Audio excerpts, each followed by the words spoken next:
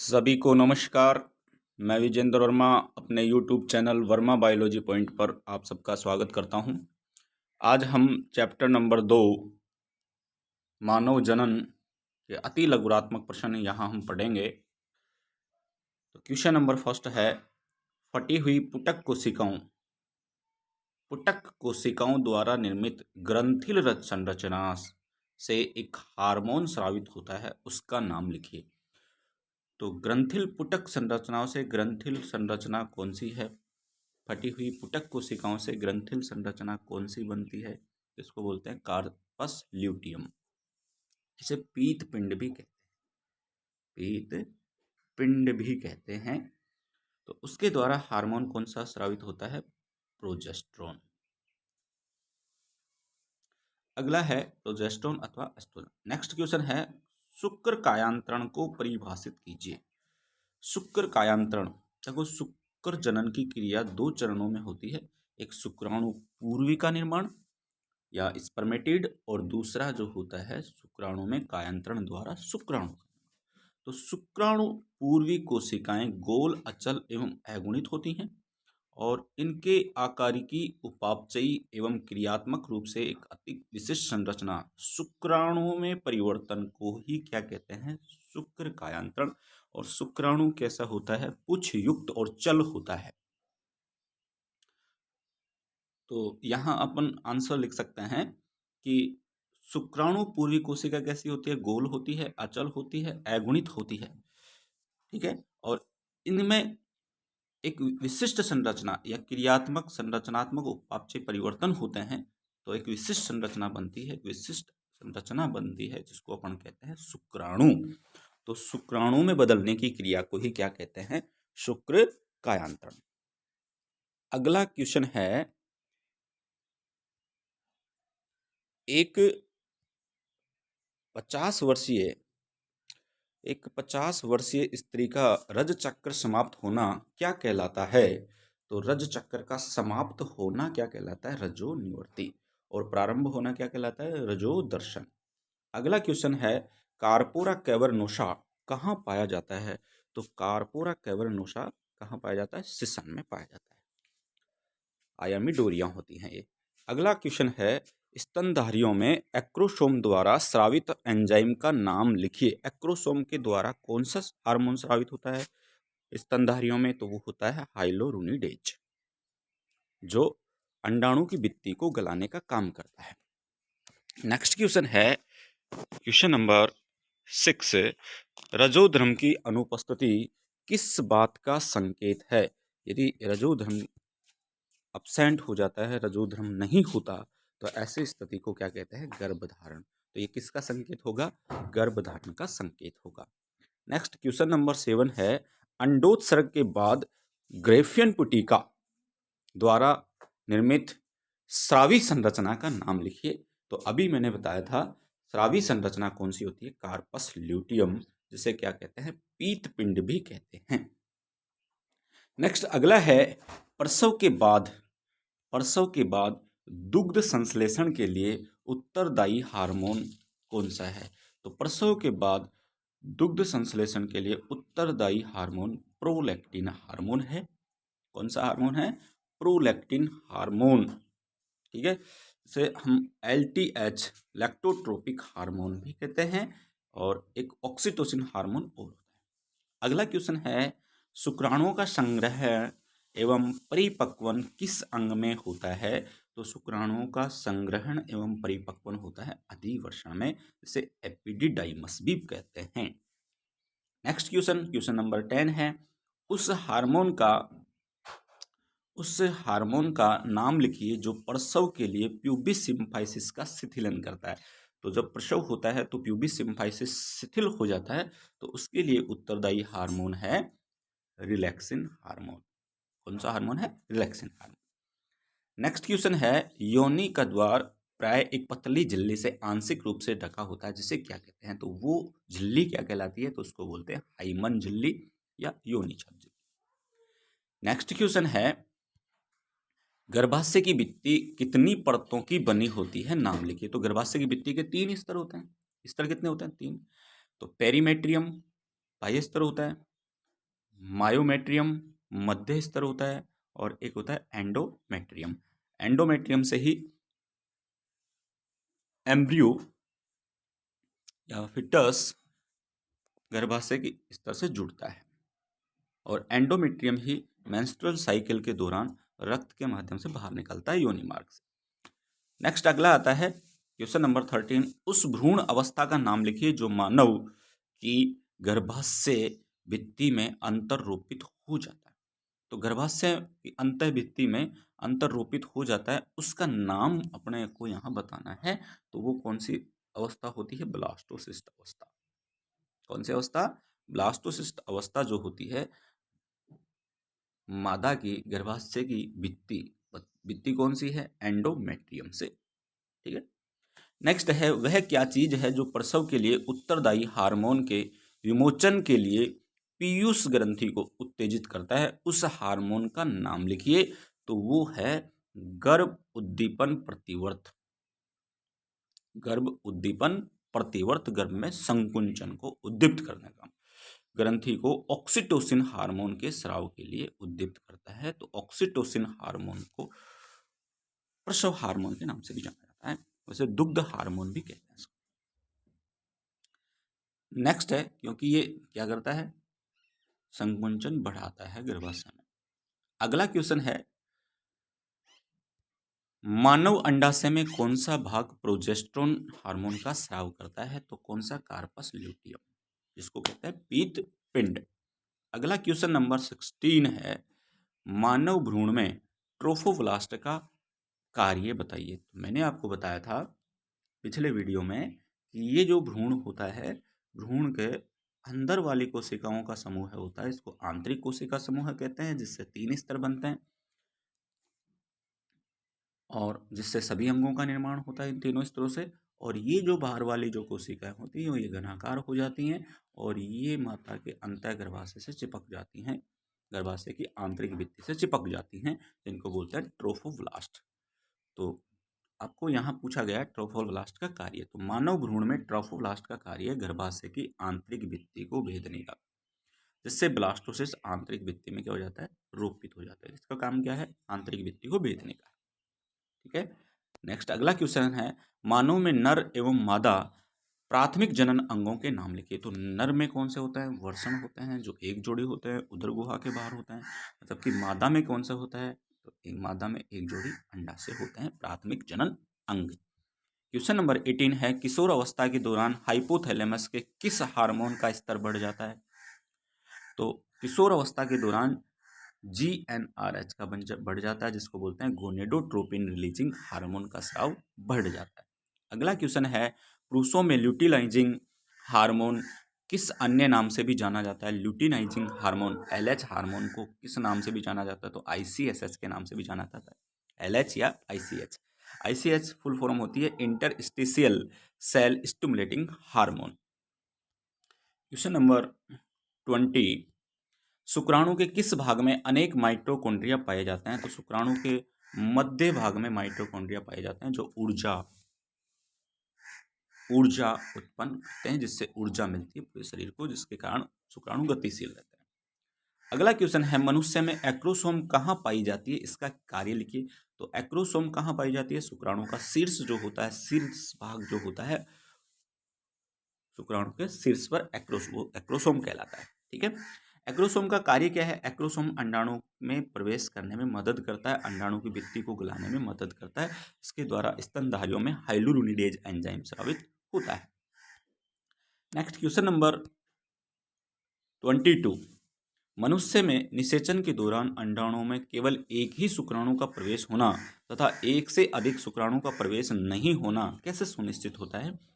देखिए, निषेचन के दौरान जब शुक्राणु अंडाणु के पारदर्शी आवरण को क्या बोलते हैं? जोना पेलोसिडा के संपर्क में आता है, तो इस आवरण में बदलाव प्रेरित होता है।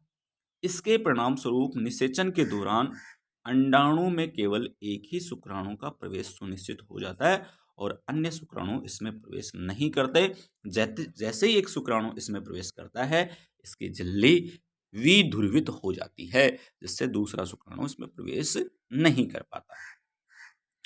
क्वेश्चन नंबर 23 है, मानव के मानव की भ्रूण की उस अवस्था का नाम बताइए जो मनुष्य की मादा के गर्भाशय में आरोपित होती है। तो वो भी अभी हमने पढ़ा था, ब्लास्टोसिस्ट स्टेज को। उसके बाद में है प्रसव के लिए जिम्मेदार हार्मोन को पीयूष ग्रंथि से स्रावित करने के लिए कौन सा उद्दीपक जिम्मेदार है, उस हार्मोन का नाम बताइए। तो अभी हमने पढ़ा है कि प्रसव के लिए प्रथम उद्दीपक पूर्ण विकसित भ्रूण और अपरा द्वारा, और ये कहाँ से गर्भ उत्क्षेपण प्रतिवर्त होते हैं, ये मस्तिष्क को भेजे जाते हैं और इससे पीयूष ग्रंथि किसका स्राव करती है, ऑक्सीटोसिन हार्मोन का स्राव करती है। अब ये ऑक्सीटोसिन हार्मोन क्या करता है, गर्भाशय के संकुंचन, गर्भाशय की गर्भ पीड़ा और गर्भाशय के संकुंचन उत्पन्न करता है, और यह प्रक्रिया तीव्र से तीव्रतम होती जाती है और जिसके परिणाम स्वरूप क्या होता है, प्रसव हो जाता है। तो इसका आंसर ये होगा। नेक्स्ट है, मादा मनुष्य में सामान्यतः निषेचन कहाँ होता है। तो निषेचन सामान्यतः, जैसे अगर अंडवाहिनी की बात करें तो अंडवाहिनी में ही होता है, लेकिन अंडवाहिनी के भी 3 भाग हैं। तो इसमें मनुष्य में वैसे एम्पुला में होता है। कहाँ होता है, एम्पुला में होता है, जो मुड़ा हुआ इस प्रकार की आकृति होती है जिसको कहते हैं एम्पुला। नेक्स्ट क्वेश्चन है, नर व मादा के प्राथमिक लैंगिक अंग कौन से होते हैं। तो अभी आया था, ये वापस आ गया। नर में होता है वर्षण, एक जोड़ी, और मादा में होते हैं अंडाशय। नेक्स्ट क्वेश्चन है क्वेश्चन नंबर 27, शुक्र जनन एवं शुक्राणु जनन की क्रिया कहाँ होती है। शुक्र जनन एवं शुक्राणु जनन, ये तो एक ही बात है। शुक्र जनन की क्रिया कहाँ होती है, तो वर्षण में शुक्र जनन नलिकाओं में होती है, ये याद रखना, इसको सेमिनिफेरस ट्यूबल्स भी कहा जाता है। नेक्स्ट है अगला, सर्टोली कोशिकाएं कहाँ पाई जाती हैं। तो सर्टोली कोशिकाएं शुक्र जनन नलिकाओं में पाई जाती हैं, यानी वर्षण में, और इनका कार्य लिखिए। तो ये कार्य परिवर्तित हो रहे शुक्राणु को पोषण प्रदान करने का कार्य करती हैं। बड़ा ही इंपॉर्टेंट क्वेश्चन। नेक्स्ट है क्वेश्चन नंबर 29, लीडिंग कोशिकाएं या अंतरालिक कोशिकाओं की स्थिति व कार्य बताइए। ये कहाँ स्थित होती हैं। तो अंतरालिक कोशिकाएं शुक्र नलिकाओं में स्थित होती हैं। कार्य क्या है, ये एंड्रोजन हार्मोन का संश्लेषण और स्राव करती हैं। तो ये याद रखना, एंड्रोजन हार्मोन का स्राव कौन करती है, लीडिंग कोशिकाएं। और सर्टोली कोशिकाएं क्या करती है, परिवर्तित हो रहे शुक्राणुओं को पोषण प्रदान करने का कार्य करती है। क्वेश्चन नंबर नेक्स्ट है 30, पुरुष में लिंग सहायक ग्रंथियां कौन सी हैं। तो हमने पिछले चैप्टर में भी कई बार ये पढ़ा था। शुक्राशय होता है, प्रोस्टेट ग्रंथि जिसको प्रस्थ ग्रंथि भी कहते हैं, और एक बल्बो यूरिथ्रल ग्रंथि को काउपर्स ग्रंथि भी कहते हैं। 3 ग्रंथियां सर में पाई जाती हैं। नेक्स्ट आता है, गर्भाशय भित्ति के स्तरों का बाहर से अंदर की ओर क्रमबद्ध रूप से नाम लिखिए। तो अभी हमने पढ़ा था पेरीमेट्रियम, मायोमेट्रियम और एंडोमेट्रियम, ये 3 स्तर होते हैं गर्भाशय के। नेक्स्ट क्वेश्चन नंबर 32, स्त्री के योनि द्वार को आंशिक रूप से ढकने वाली झिल्ली वो कौन सी होती है, हाइमन या योनिछद, पहले भी आ चुका है। अगला है, नर के शिशन के समजात अवशेषी अंग स्त्री में किसे माना जाता है। तो नर के समजात अंग कौन सा होता है, क्लाइटोरिस, शिशन के समजात क्लाइटोरिस होता है।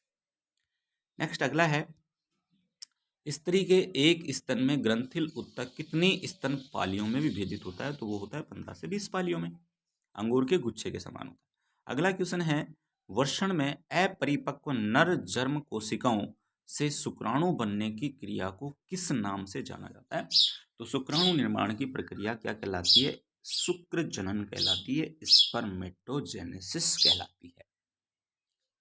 क्वेश्चन नंबर 36 क्वेश्चन है,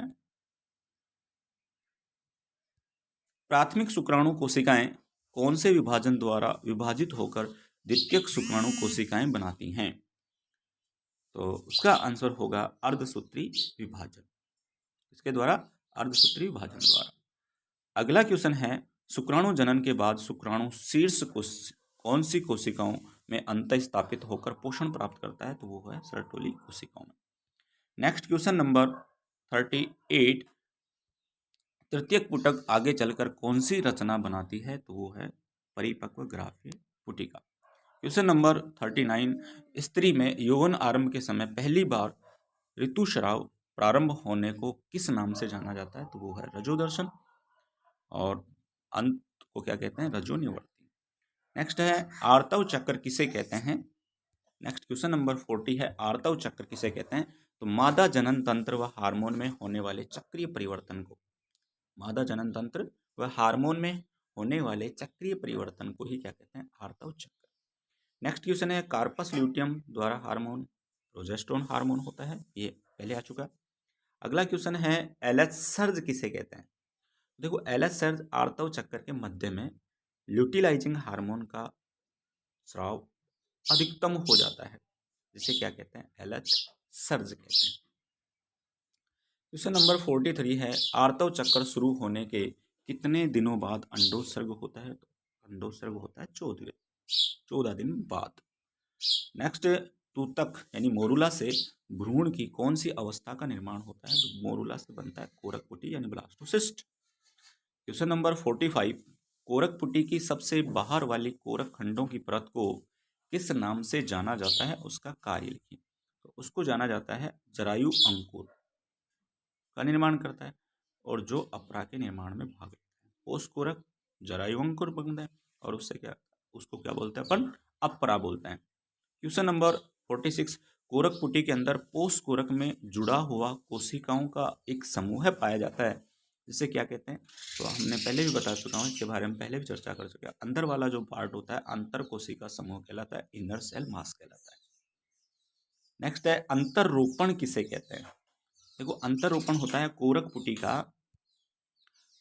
पुटी का गर्भाशय के अंतः स्तर में अंतः स्थापित होना या जुड़ना, ये क्या कहलाता है? अंतर रोपण कहलाता है।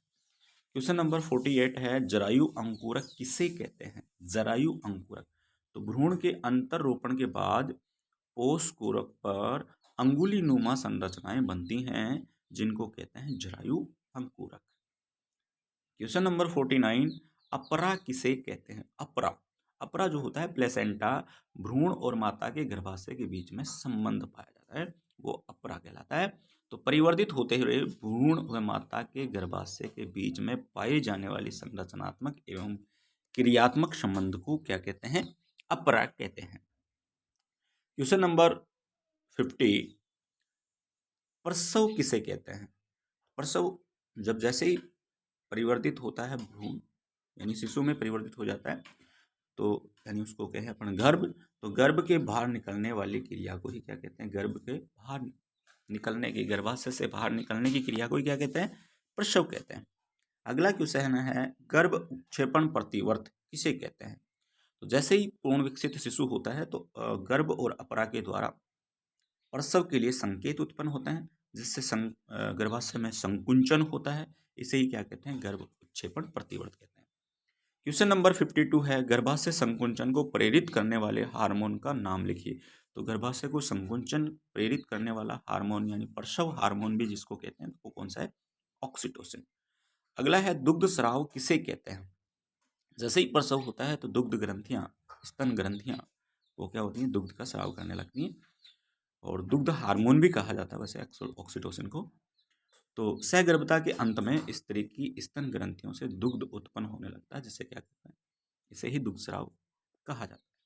नेक्स्ट है, शुक्र जनन एवं वीर्य सेचन के बीच में अंतर का उल्लेख कीजिए। शुक्र जनन क्या होता है? तो अचल शुक्राणु पूर्व या शुक्राणु परशु से सचल पूंछयुक्त शुक्राणु के निर्माण की क्रिया को क्या कहते हैं? शुक्राणु जनन या शुक्राणु कायंत्रण कहते हैं। और अगला है, हमें पूछा गया वीर्य सेचन किसे कहते हैं? तो शुक्र जनन नलिकाओं से शुक्राणुओं के मोचित होने की क्रिया को क्या कहते हैं? वीर्य सेचन कहते हैं। क्वेश्चन नंबर 55, गर्भावस्था के दौरान ऋतुस्राव चक्र क्यों अनुपस्थित होता है? तो देखो, गर्भ अवस्था के दौरान, गर्भ अवस्था होती है 9 मंथ की, 9 मंथ, ये गर्भ इसका बंद होना, आर्तव चक्र का बंद होना, ये किसका संकेत है?